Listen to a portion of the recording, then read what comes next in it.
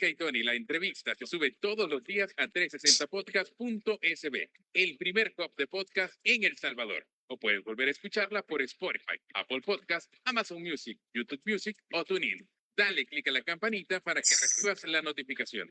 Este día en el Corre de la Mañana le damos la bienvenida a... Bueno, como no podía ser de otra manera, estos días le hemos estado dando seguimiento a esta emergencia nacional. El país continúa en alerta roja. Hay temas que tienen que ver con la economía, con la política, que quedan, ¿verdad?, en segundo plano. Y todo es la atención de las emergencias y lo principal es salvar vidas. Así que le vamos a dar la bienvenida al director nacional de Protección Civil, Diana Verónica Luis Alonso Amaya. Bienvenido, Luis Alonso. Buenos días. Buenos días, Tony, Diana Verónica. Muchas gracias por la invitación. Lamento no estar con ustedes en su estudio, pero igual estamos a la orden. Gracias por la oportunidad de dirigirnos a la población y, bueno, contarles qué es lo que estamos haciendo ahora mismo en el marco de este estado de emergencia nacional. Mira, Diana Verónica, antes de ir al aire, Luis Alonso nos dijo, está tomando cafecito en una taza de Protección Civil. Yo no sé qué mágico tiene esa taza, porque Luis Alonso viene dando virote desde como a las 4:30 de la mañana con Marisol Dorado. Virote desde la semana pasada, creo yo. Y Luis Alonso, lo que sí quería agregar antes de comenzar con toda la información que usted nos va a compartir es que estamos transmitiendo desde casa, haciendo este programa, transmitiendo desde casa los que podemos, tomando la indicación del presidente de la República que decía que se debía trabajar, pero que los que pudiesen hacer la opción desde un teletrabajo, pues que así lo hiciéramos. Y es así como decidimos con Tony, bueno, martes y miércoles vámonos vía Zoom, ¿verdad? Y vamos a evaluar de acuerdo a las condiciones y las informaciones que ustedes nos den, qué hacemos el día de mañana. Pero tratando de que no andemos mucho en la calle, pues estamos trabajando cada uno desde la casa. Excelente, Diana Verónica y Tony. Esa es la actitud que debemos tomar todos, absolutamente todos, ante los escenarios de riesgo que ahora mismo está teniendo El Salvador. Vamos a seguir teniendo lluvias y en función de eso creo que justo esa es la forma en la que todos los salvadoreños y bueno, todas las personas que ahora vivimos en El Salvador, hay que recordar que muchas personas extranjeras han decidido hacer de El Salvador un lugar para vivir, un lugar para tener sus negocios y en ese sentido creo que es importante que todos los que estamos en este país tomemos esa actitud y decidamos protegernos. Eso debe ser ahora mismo la prioridad número uno, nuestra seguridad, la seguridad de nuestro entorno familiar, de nuestra vivienda, de nuestros niños, niñas, y con eso estoy seguro que no solamente vamos a hacer un gran aporte al sistema, a la respuesta que está dando el Sistema Nacional de Protección Civil, sino pues que no nos sumamos a las estadísticas, que es lo más importante. Luis Alonso, ayúdeme. Bueno, tal vez otros están más enterados que yo, pero entre lo que ha dicho el Ministerio del Ambiente y Recursos Naturales en cuanto al fenómeno que nos incide y en lo que uno lee por otras personas que están de alguna forma pues entusiastas de los temas meteorológicos, o sea, se nos han juntado varias distintas formaciones, ¿verdad? Que he escuchado que el ciclón, no sé qué, que el corredor, o sea, ¿qué es la mezcla de fenómenos que nos están afectando? Bueno, quiero comentarle que efectivamente es una mezcla de varias cosas, de varios, diría yo, condiciones meteorológicas.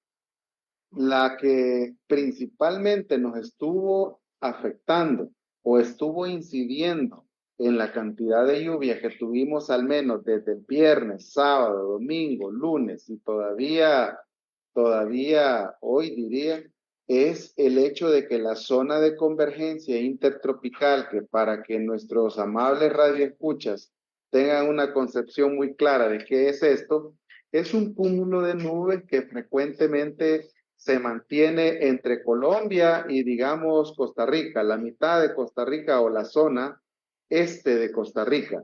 ese cúmulo de nubes pasa permanentemente ahí.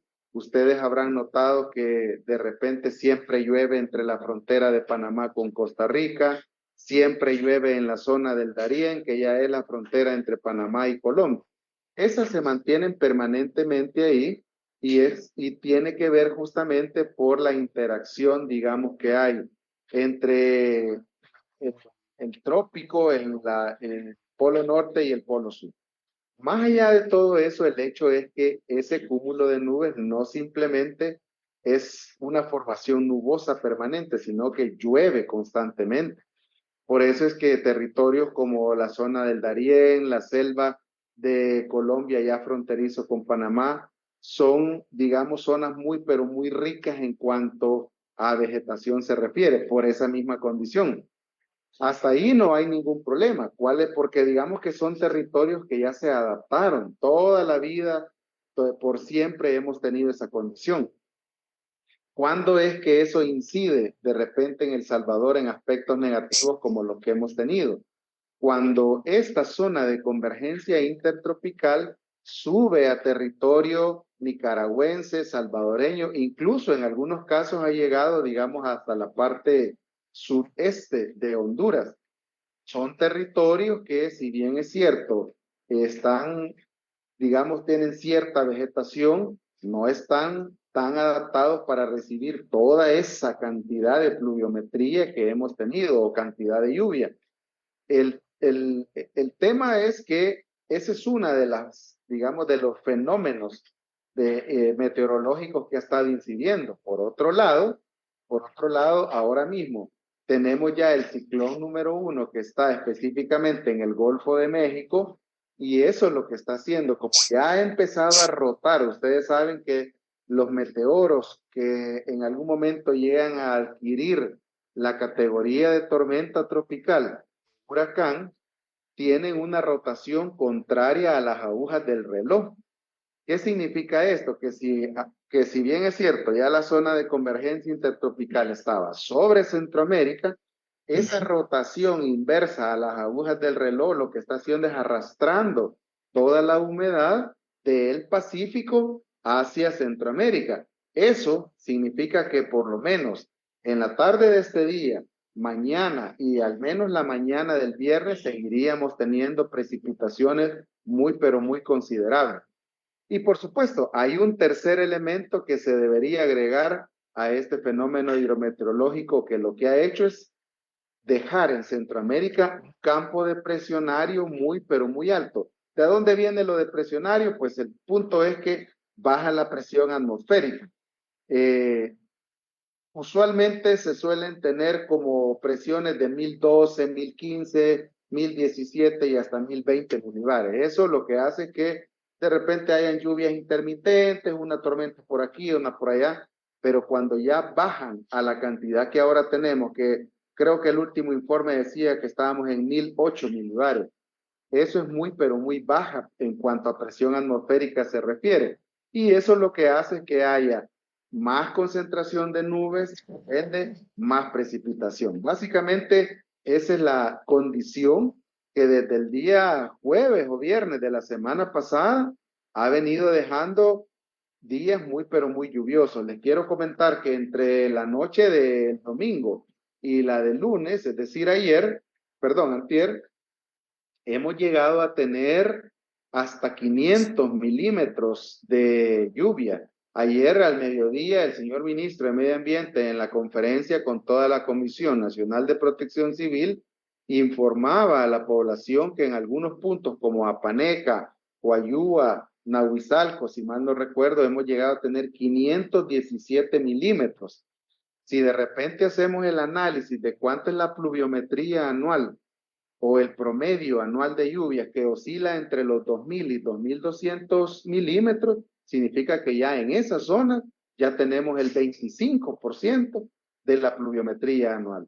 Esos son números muy, pero muy importantes porque si hacemos por otro lado el análisis de a dónde va a parar toda esa agua, ¿verdad? Entonces, en primer lugar, el suelo tiene cierta capacidad de absorción. De eso venimos de 7, 8 meses de no haber tenido, digamos, una precipitación considerable.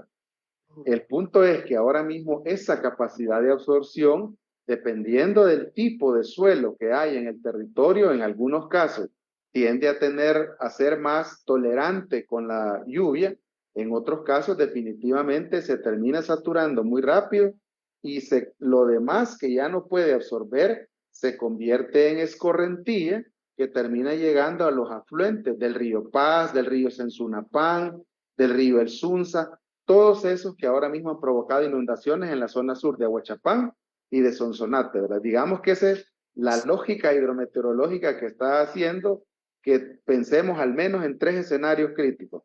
Inundaciones que se van a seguir dando en toda la costa salvadoreña, porque al final ese mismo fenómeno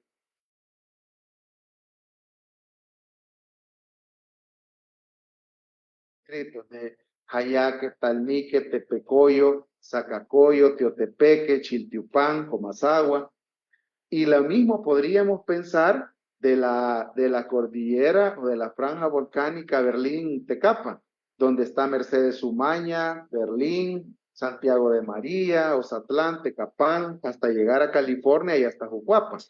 Toda esa cordillera, o mejor dicho, toda el agua que se precipite en esa cordillera, en algún momento a través de escorrentía se va a colectar en los afluentes del río Lempa, del río Jiboa, del río Grande de San Miguel, y si vamos más al oriente, el río Huascorán, que ya dio que hacer, como decía mi abuelo, ¿verdad? Ya dio que hacer en la zona de Barrancones, en la Unión. Así las condiciones, Tony y Diana Verónica. O sea, esa es la explicación en salvadoreño de lo que ha estado sucediendo. Exactamente. Y a eso, corríjame si no, porque toda esta escorrentía baja, ¿verdad? Va por los afluentes, como usted menciona, y luego irá a lagos y a la playa, al mar. Por supuesto. Y escuchaba también ayer al ministro de Medio Ambiente decir que la zona en donde más ha llovido es en la zona costera del país. O sea que, Exacto. además de que le llega la lluvia desde arriba, desde las montañas, ha llovido también en esas zonas. Definitivamente. Y hay algo que creo que es importante que nuestros amables radioescuchas sepan. Como la mayor parte de la lluvia se ha precipitado en los territorios costeros, eso lo que está provocando ya son inundaciones de planicie. Por eso es que si ustedes ahora mismo transitan entre el puerto de La y San Luis Talpa, van a ver que ya sea en los territorios aledaños o en las mismas carreteras, en las zonas de vaguada o en las hondonadas, ya hay ciertos cúmulos de agua. Eso debería nosotros hacernos tomar 2 decisiones. Número 1, conducir con mucha precaución. ¿Por qué? Se ha identificado que alguna parte de los accidentes o una buena parte de los accidentes que se han registrado ha sido porque el conductor manejando a una velocidad no tan digamos, moderada, se encontró con un cúmulo de agua de esos, lo hizo perder el volante y terminó teniendo una colisión o un accidente. Entonces, son cosas que de repente no las valoramos, pero es importante que la población lo sepa y que tome que acate las recomendaciones que nosotros estamos dando. Por otro lado, toda esa precipitación que está llegando, ¿por qué nosotros hemos insistido para hacer actividades de playa o turismo de playa? El punto es que toda el agua que está entrando al mar a través de los deltas, de los ríos, sobre todo los más caudalosos, estoy hablando del río Paz, estoy hablando de Jiboa, el Jute, Chilama, estoy hablando también del río Cepaquiapa en la zona de San Pedro Mazahuat, y así sucesivamente hasta llegar al oriente del país. Hay que recordar que no solamente se tornan oscuros porque llevan tierra, ¿verdad? O la escorrentía que también ha provocado erosión le agrega tierra a toda esa corriente. El punto es que también lleva escombros. Hay que recordar que hemos tenido vientos y en algún momento llegamos a tener vientos con ráfagas hasta de 60 kilómetros por hora. O sea, 5 más y ese viento habría 5 kilómetros más de velocidad y ese viento habría adquirido una categoría de tormenta tropical. porque esa digamos que es la diferencia entre una depresión, una tormenta y un huracán, la velocidad de los vientos. ¿Cuál es el punto? Que si tenemos vientos y hay, digamos, desramado de los árboles con la fuerza de los vientos, esos escombros van a parar a algún lado. Usualmente paran o van a parar o en las carreteras, en los caminos, en las calles o en los ríos. Esos escombros van a parar a la playa también. Y entonces ahora no solamente tenemos corrientes de retorno que pueden ser muy, pero muy fuertes y arrastrar a una persona, sino que a eso agreguémosle que hasta podría golpearla con algún escombro que ande flotando. Así es que, insisto, es momento de estar muy mesurados, es momento de estar acatando las recomendaciones. Hay un estado de emergencia nacional que va a durar 15 días a partir del día domingo, es decir, que hasta el próximo sábado o el próximo domingo deberíamos todos estar en situación de emergencia nacional. Luis Alonso, bueno, eso es lo que está ocurriendo, es la explicación, decía el salvadoreño, del porqué de las lluvias. Ahora, preocupa que esto va a continuar. Ayer el ministro de Medio Ambiente decía que ya llovió lo que tenía que haber llovido durante junio. Exacto, Y exacto. lo que se espera es que el fin de semana haya otro fenómeno Exacto, eso y es traiga más básicamente, lluvia. definitivamente. De hecho, si de repente empezamos a ver los análisis meteorológicos, y creo que me gustaría comentarles, creo que ya se los he contado, pero no está de más recordarlo. Nosotros somos invitados a una reunión clínica que sostiene la Dirección de Observatorio de Amenazas todos los días. Que más que una reunión clínica, yo les digo que es un coloquio técnico en el que un hidrólogo, un meteorólogo, un vulcanólogo, un geólogo, y si se ocupa, como en este caso, un oceanógrafo, hacen el análisis correspondiente de la información científica que han logrado recabar y a partir de ahí ellos elaboran los diferentes informes especiales, que ahora mismo creo que estamos en el 11 o el 12, que empezó desde el miércoles pasado, les cuento. Ese análisis, Diana Verónica y Tony, es el que a nosotros nos sirve como Dirección General de Protección Civil para activar el semáforo del sistema de alerta temprana en El Salvador. Empezamos allá por el día miércoles con un aviso, subimos el día jueves a una advertencia, el día viernes ya fue necesario tener la alerta verde muy temprano, y a partir de un nuevo informe especial que salió entre las 5 y las 7 de la noche, no recuerdo, fue necesario ya por las 10, 11, declarar estado de alerta amarilla. ¿Cuál es el punto y por qué hago referencia a esto en función de lo que esperamos? Estos análisis lo que nos permiten a nosotros es hacer una proyección de cuáles son los probables efectos que podría dejarnos un evento como el que ahora está afectando al país. De hecho, el día domingo, ¿cuáles fueron las razones por las que el señor presidente solicitó el estado de emergencia nacional? Una de las responsabilidades que tiene la Dirección General de Protección Civil es elaborar la ponderación del riesgo. La ponderación del riesgo no es ni más ni menos que establecer una proyección que nos dice que si en 3 días yo he llegado a tener tantos fallecidos, tantos albergados, tantos territorios dañados, tantas viviendas dañadas, y si la condición o el informe técnico de medio ambiente nos dice que lo que ha sucedido en estos 3 días podría replicarse en los siguientes 10 días, pues obviamente hay que prestarle mucha atención. Digamos que la conclusión debería ser es que se van a necesitar recursos y en función de eso se envía la ponderación del riesgo al señor presidente de la República y es de ahí donde sale la solicitud del estado de emergencia nacional que ahora tenemos. El punto es que desde hoy hasta, digamos, el próximo fin de semana, lo que nos espera son lluvias. El día de hoy se espera un promedio de 100, 120 milímetros de lluvia, mañana también. Entonces creo que es importante que todos, absolutamente todos, número uno, estemos muy al tanto de la información que se está generando.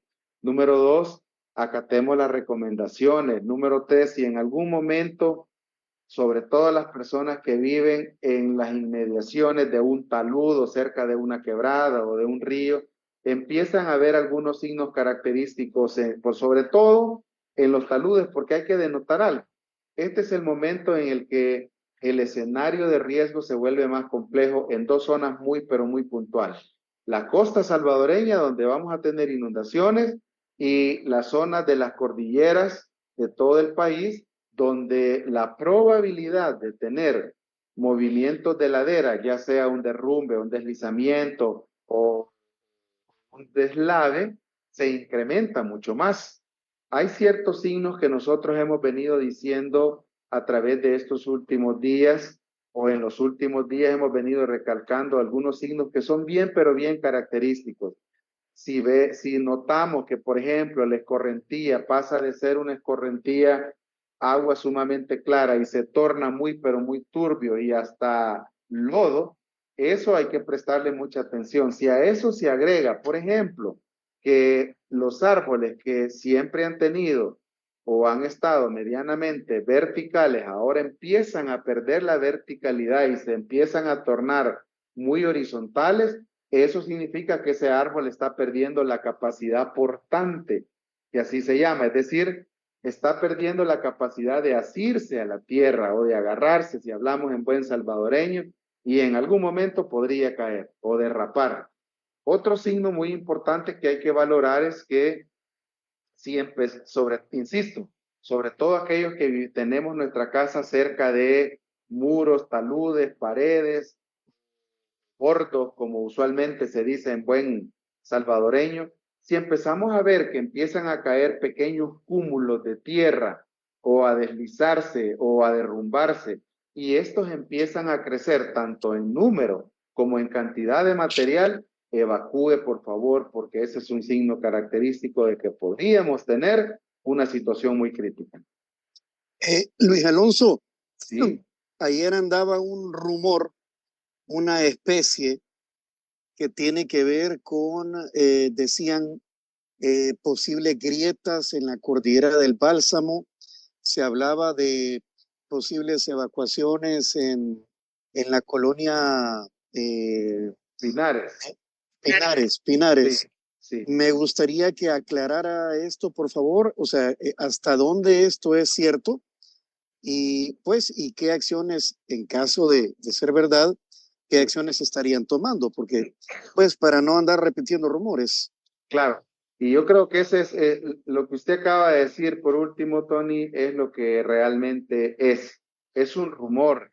Yo creo que este es, en principio, antes de comentarle qué es lo que está pasando en la cordillera del Bálsamo, en principio creo que es importante decir que este no es momento para estar generando pánico, para estar generando rumores, que lejos de tranquilizar a las personas, pues se convierte en un problema más.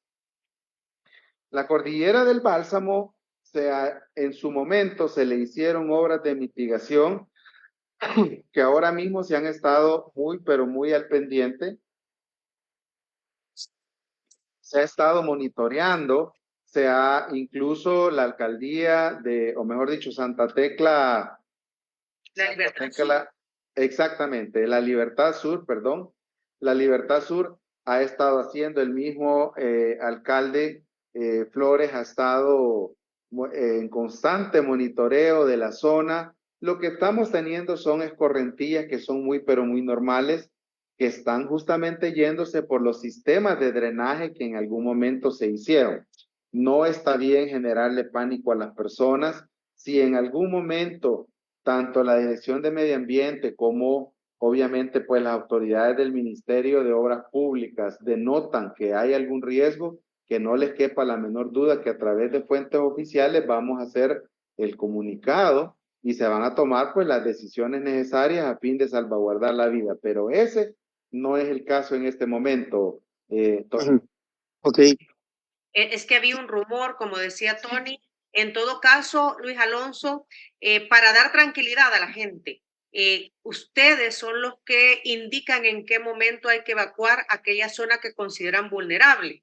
Y me voy a referir, por ejemplo, a las evacuaciones que han pedido en la zona de la Nuevo Israel, la entrada de la colonia San Francisco, Sí, y entiendo que han habido otras también, en donde ya a las efectivamente. personas se les ha pedido que evacúen porque sí existe un peligro inminente.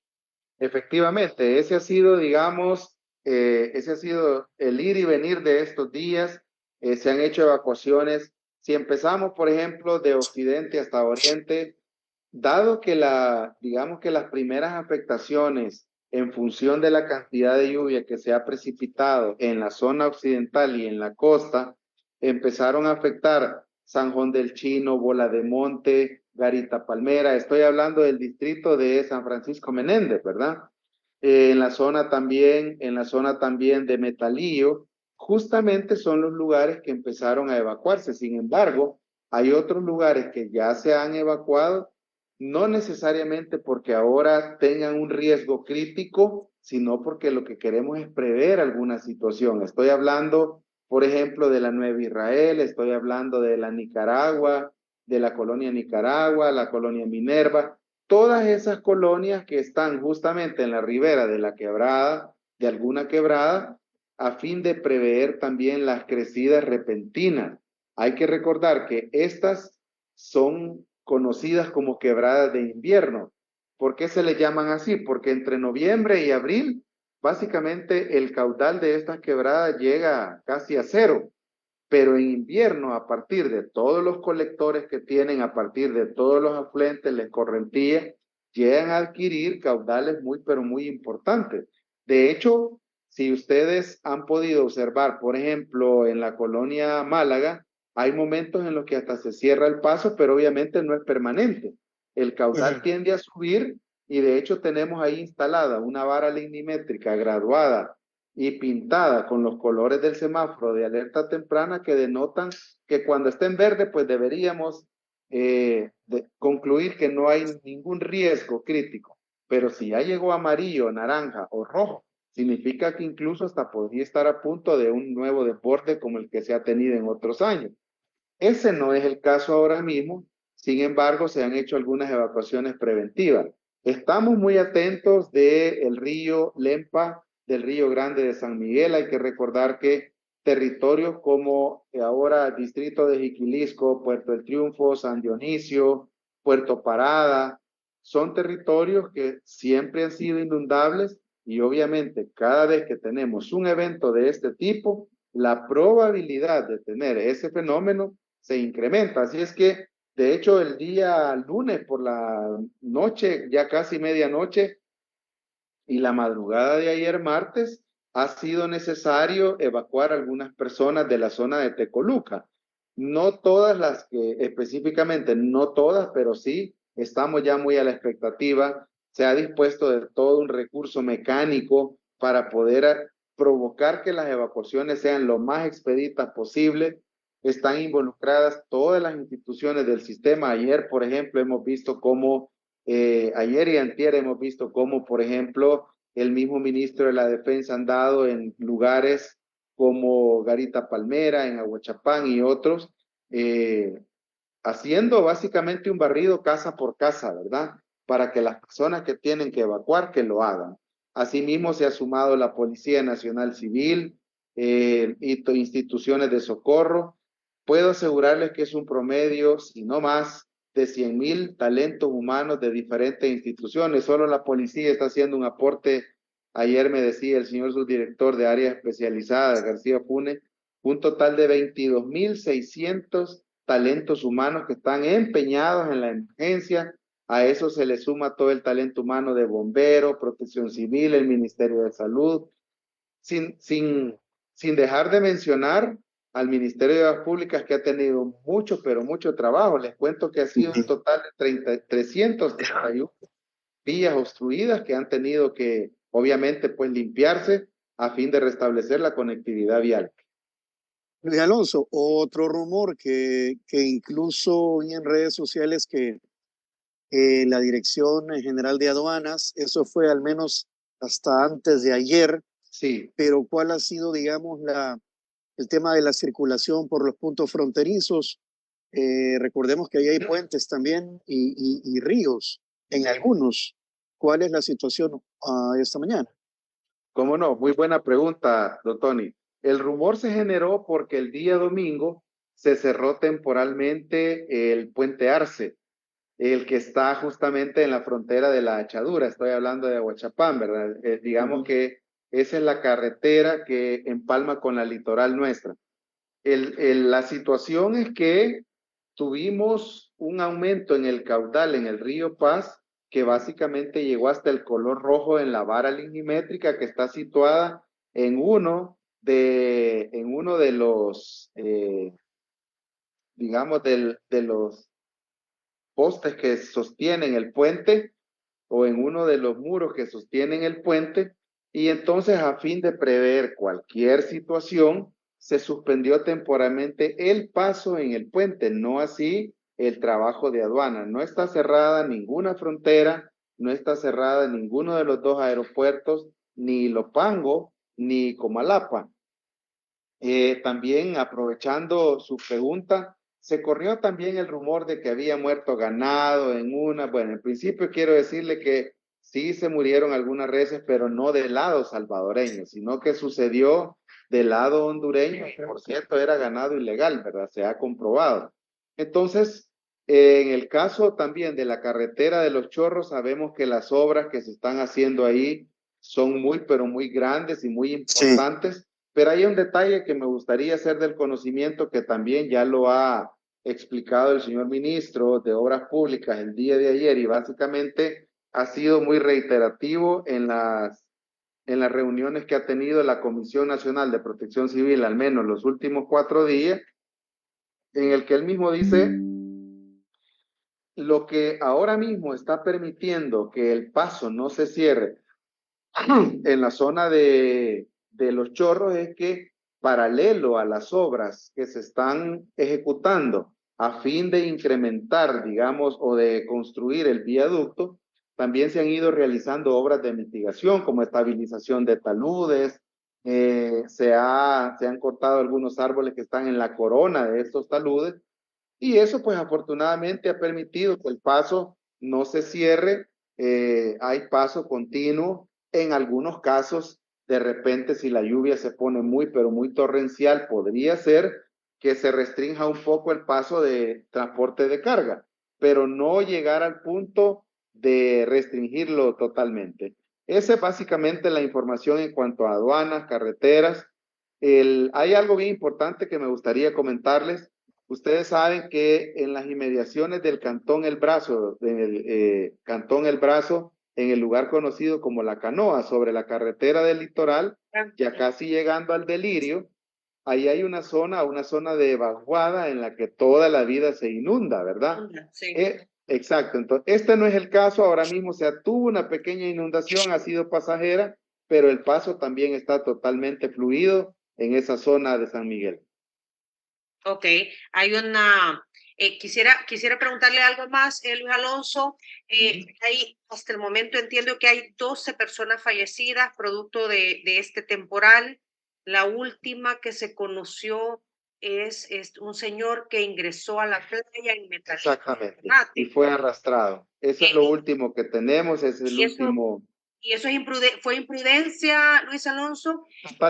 Totalmente. Me da mucha pena decirlo. Mis condolencias para la familia. Nos unimos al dolor que tiene no solamente esta familia, sino todas las familias que ahora mismo están lamentando la pérdida de un ser querido. Pero infortunadamente ha sido un acto de imprudencia. La última actualización que tenemos es que efectivamente se suma un fallecido más. Ahora ya son una persona que fue arrastrada por la corriente del río, se ingresó a la bocana y pues lamentablemente fue arrastrado y hay algo que me gustaría decir. El Sistema Nacional de Protección Civil está dispuesto para todas las personas que viven en este país. Pero obviamente quisiera pedirles y reiterarles que nos cuidemos, que no nos aventuremos a hacer ese tipo de acciones. En principio porque se ponen en riesgo ellos mismos y en segundo lugar porque también se ponen en riesgo a los rescatistas que tienen que ingresar a buscar a estas personas. Entonces, insisto, es parte de nuestro trabajo y lo hacemos con el mayor de los gustos. Es parte del mandato que tenemos del presidente Nayib Bukele, trabajar por la seguridad de las personas, pero también hay que recordar que cada vez que yo asumo un riesgo o me pongo en riesgo, no solamente soy yo, sino que en principio mi entorno familiar, vea usted el dolor que ahora mismo debe estarle causando a la familia de esta persona, y luego en tercer lugar, pues a todos aquellos que tienen que movilizarse para buscarme si yo tuviera un percance. Luis Alonso, La verdad es que es la- un tema, perdón, un tema de sentido común, ¿verdad? Ahorita, o sea, Sí, la verdad que sí. entiendo que la pesca artesanal y obviamente la diversión en el agua está prohibida. Sí. ¿Cuáles son las opciones para las personas que viven de la pesca, Luis Alonso? Ah, muy buena pregunta, Diana Verónica. Le cuento que por eso es que cuando nosotros hablamos de gestión de la emergencia, no necesariamente nos estamos refiriendo a acciones eminentemente operativas que tienen que ver con búsqueda de rescate.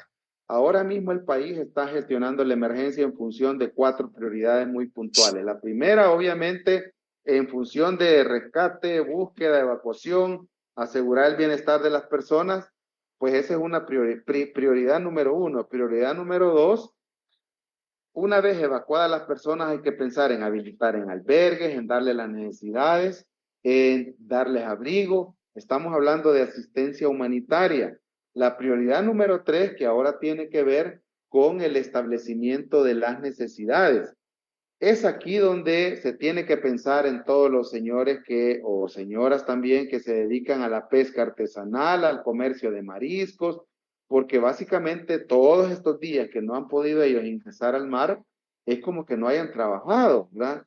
Y siendo este en alguna medida o en una buena parte un sector informal, pues obviamente si no trabaja el día a día, no tiene capacidad adquisitiva en principio para alimento, o no gana, mejor dicho, ¿verdad? Entonces, ya se está disponiendo de recursos para poder proveerle asistencia humanitaria a estas personas, independientemente si son afectados o no de la tormenta. Hay que pensar que al final terminan siendo afectados indirectamente porque no pueden desarrollar sus actividades laborales.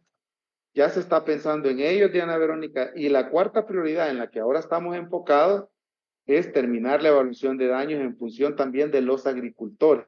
Hay que pensar que algunos de ellos ya habían sembrado, ya en algunos lugares la planta ya tenía alrededor de 10, 15 centímetros. Con esta inundación lo que se provoca es que se pierda, básicamente se llena de hongos o hay arrastre.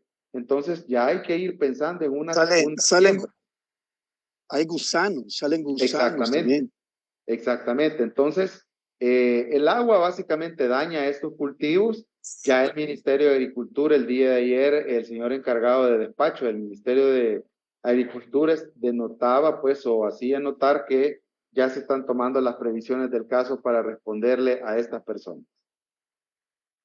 Nos quedan 8 minutos de entrevista, Luis Alonso.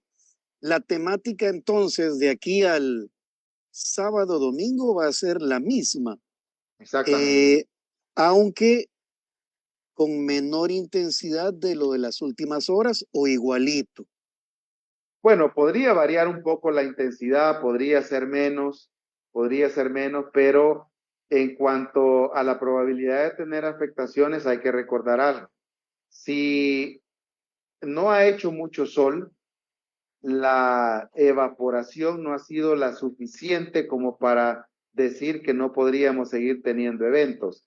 El punto es que si hacemos un breve recorrido, ¿verdad? Por el ciclo del agua, cuando tenemos evaporación, pues eso hace que el suelo nuevamente vuelva a adquirir la capacidad de absorción. Este no es el caso porque hemos estado básicamente cubiertos por un campo nuboso en todo el territorio nacional. ¿Qué significa eso? Que ahora mismo podrían ser 50, 60, 80 milímetros de lluvia, pero como el territorio sigue muy húmedo, exactamente. Entonces, la probabilidad de tener todos esos eventos que ya he mencionado sigue latente. En función de eso, no está de más, pues, decirles a todos, cuidémonos, acatemos las recomendaciones, hagamos caso, si se nos pide que evacuemos, hay que buscar un lugar seguro, no hay que arriesgarnos. A los que por A o B motivo, porque hay que recordar que ahora mismo pues ya todos volvimos a las actividades laborales, ¿verdad? Bueno, los que tuvieron asueto que dicha, ¿verdad? Los Sí. que no hemos parado, pues lo hacemos con mucho gusto. Este es nuestro trabajo y lo disfrutamos.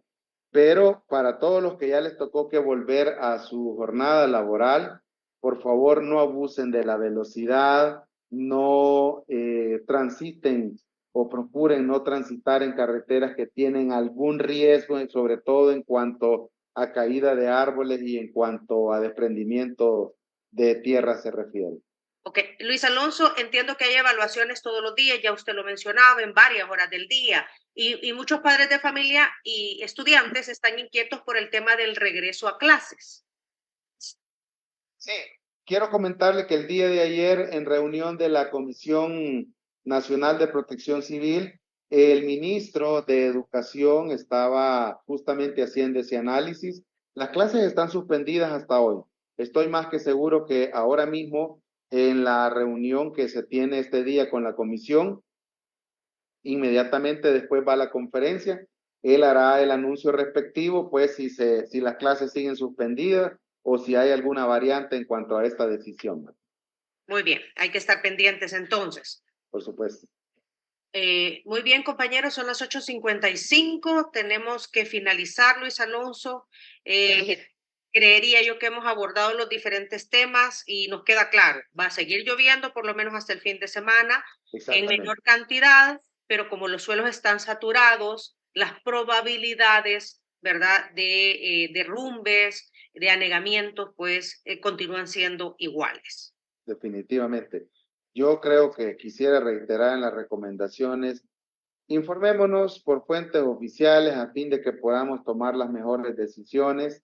A todos aquellos que, pues, infortunadamente les gusta estar creando contenido a fin de provocar sensacionalismo o a fin de generar temor innecesario, no lo hagan. Este es un momento de mantenerse o guardar la mesura, abonar al trabajo que se hace.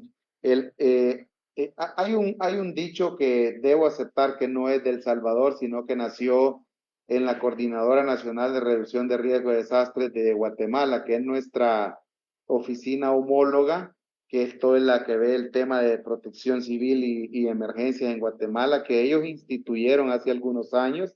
Decían ellos, con Red somos todo. Y ahora pues ha gustado tanto que lo ha adoptado toda Centroamérica. Protección civil somos todo. Hay que recordar que en principio Protección Civil se basa en 3 premisas, ¿verdad? Y la primera de ellas, ¿qué hace el Maya para hacerse de un entorno seguro? ¿Qué estoy haciendo para no ponerme en riesgo? La segunda, ¿qué hace el ser humano para procurar un entorno seguro para su familia? Es decir, ¿qué estoy haciendo para no poner en riesgo a mis hijos, mis hijas? Hay que pensar en adultos mayores, personas viviendo con discapacidad. Y la tercera, ¿qué hacemos para sumarnos al esfuerzo colectivo para reducir el riesgo de desastre? Es aquí donde yo les pido a todos los que viven en este país que sumemos, que hagamos un esfuerzo por hacer un aporte y en algunos casos ese aporte significa no generar más temor del que ya tienen las personas, no generar riesgos innecesarios y por supuesto no ponerse en riesgo tanto. Bueno, Luis Alonso, muchísimas gracias. A ustedes por la oportunidad. Un saludo para usted y para todo el ejército de personas, voluntarios, trabajadores, autoridades que están pues trabajando por el bien de todos nosotros, sentido común y a hacer caso a las indicaciones. Muchas gracias, me da mucho gusto saludarles y espero que todo vaya bien para ustedes también en sus respectivos lugares, ¿verdad? Muchísimas gracias, suerte. Un placer. Gracias Saludos. a todo el equipo y estamos en contacto. Buenos días. Perfecto, cuánto gusto, buen día. Si quieren volver a escuchar esa entrevista, Diana Verónica, atención a lo siguiente. Si quieres volver a escuchar esta entrevista, ingresa a 360podcast.sb, el primer hub de podcasteros salvadoreños. Sigue a Diana Verónica y Tony la entrevista en Spotify. Amazon Music, YouTube Music o TuneIn.